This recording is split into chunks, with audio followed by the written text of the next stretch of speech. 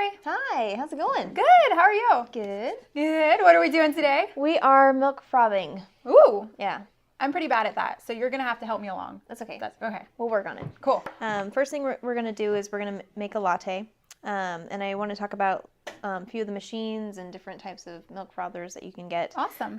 This machine actually has a more traditional steam wand. Right. So you don't have a Panarello on here. These are actually some Panarello options that you can get for different machines. Okay. Like the Seiko Via Venezia and some of the lower end machines, they'll have these on there. And this basically makes the foam for you. So you don't really have to, practice a bunch or anything like that. It actually pulls in the air for you. That's awesome. So this is good for newer people then. Yep. That aren't used to using the manual and having to steam everything themselves. Exactly. Okay. Yep. This is if you're not very picky on your foam, you just want foam, this is great. This is actually an upgraded stainless steel Panarello that you can get for like the Via Venezia. Cool. And it just has one small hole here that brings in the air. Okay. On the other ones, they'll have like 4 big holes on the top, and that brings in a lot of air. Okay, so does that make it more bubbly? Or? Exactly, yeah. Okay. It gives you kind of a bigger, more airy foam, and so if you don't like really big bubbles, then the other one's other one's better. Okay, so probably it's more rich and dense with the 1 hole, and then big old frothy bubbles with the 4 holes. Exactly. Cool. Yep. So kind of the opposite effect here. On the more traditional steam ones, this is actually a 4-hole tip. Okay. And that means that it's going to give you a lot of steam power. It's going to heat the milk really quickly. Wow, okay. It also gives really amazing microfoam. Okay. That's partially the machine and that's partially the tip. This machine actually just has a lot of natural steam power to it. So no matter... This is the Nova Simonelli Musica, yes, correct? Okay. Okay. The Musica. It brings music to my heart. It's a beauty. As opposed to something like the Breville's, even their dual boiler is actually a little bit slower in the steaming. Okay. And that's, again, really great if you are just learning. It gives you a lot more time to work with the foam, especially if you like cappuccinos, then you can get a lot of foam. Yeah. On this one, it's a little bit trickier to get that amount of foam because it just heats up so quickly. Okay. So this is going to go by pretty fast then if we're using This is. Yep. This is going to be pretty quick. And so we'll go ahead and start steaming here. And I also have a shot ready. On the Musica, you can brew and steam at the same time. Awesome. Lovely little detail about it. First thing you want to do whenever you're steaming is blow a little bit of that water out. Okay. Just kind of cleaning it out a little bit. Yep. Cool. And I like to have it at a pretty high angle here. And you'll be able to play with it to see what works best for you.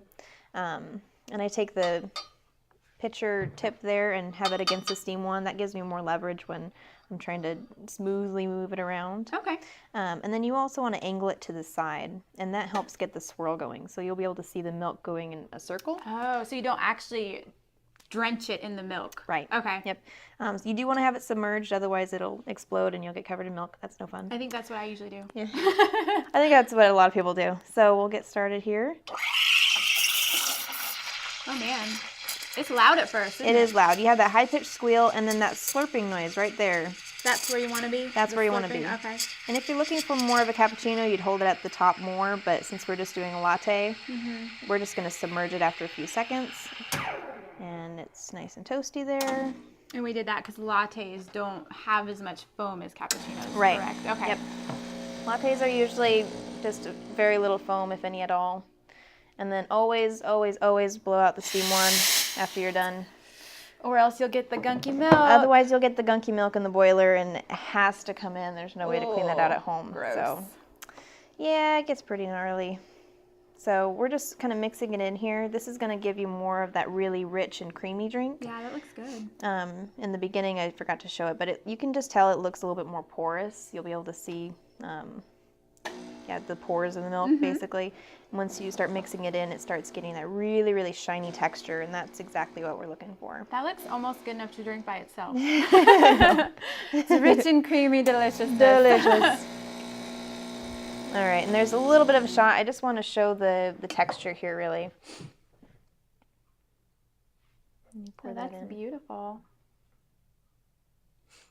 And I got quite a bit of foam in the beginning, so this might be a little bit more than you'd want for your latte. It honestly just comes down to how you like it, but you can see it separating there. So that's quite a bit of foam. Yeah. That's a pretty good job there. Thank you. I think for more of a traditional latte, I would have submerged it a little bit quicker after hearing that squealing noise and just incorporate that slurping noise sooner, and then you'll get a little bit less foam. Okay, so as soon as you hear the squealing noise, you want to submerge. Yeah, as soon as you hear the squealing noise, you want to bring the pitcher down and hear that slurping noise. Okay, gotcha. Because now. the squealing is no air, and then as soon as you hear that slurping noise, that's when you're incorporating the air. Okay, that's what I've been doing wrong. All right, so we'll take a break, and then I'll show you how to get way more foam. Nice. Yeah.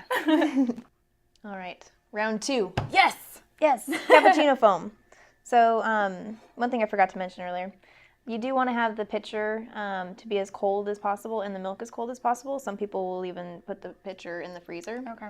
That just basically gives you more time to work with your milk. If it's warm already and everything, then it's going to heat up faster. That makes sense. Yeah.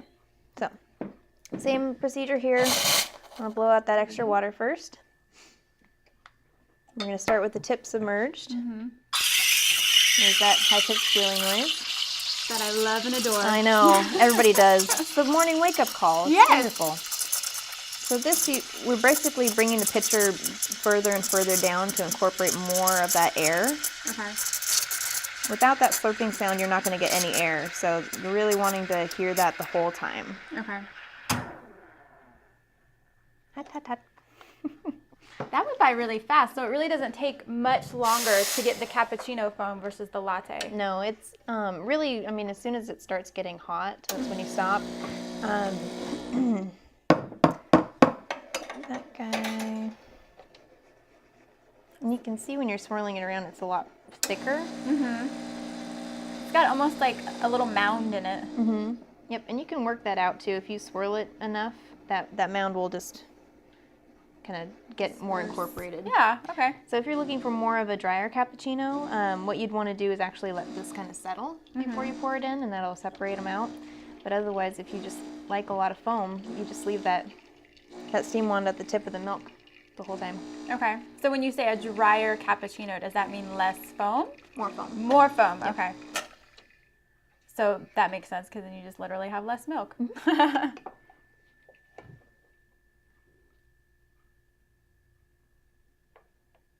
Oh man, that looks really good.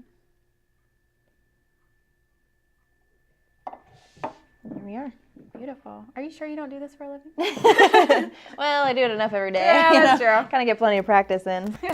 So that's our cappuccino. Neat. Yeah. Thank you, Dori. You're very welcome.